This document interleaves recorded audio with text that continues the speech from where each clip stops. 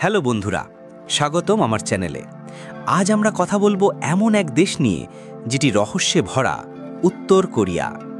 ভাবুন তো, চারদিক থেকে নিষেধাজ্ঞায় ঘেরা, আন্তর্জাতিক বাণিজ্যে সীমাবদ্ধ, তারপরেও তারা টিকে আছে কিভাবে?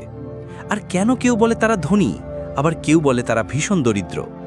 চলুন জানি তাদের আসল গল্প।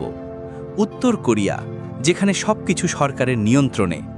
জিডিপির বড় অংশ চলে যায় সামরিক খাতে, প্রায় 1/4। এদিকে সাধারণ মানুষের জন্য খাদ্য আর বিদ্যুতের অভাব। তাহলে আয় আসে কোথা থেকে? খনিজ রপ্তানি, বিদেশে শ্রমিক পাঠানো, এমনকি সাইবার হ্যাকিং আর ক্রিপ্টো চুরি।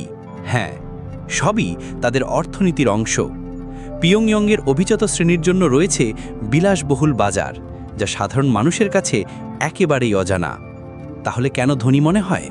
বাস্তবে 60% মানুষ দারিদ্র্যের মধ্যে বাস করে, তবুও তারা নিজেদের শক্তিশালী দেখাতে সক্ষম হয়। তো বন্ধুরা, আপনারা কি মনে করেন, উত্তর কোরিয়া কি সত্যিই ধনী? নিচে কমেন্টে জানান।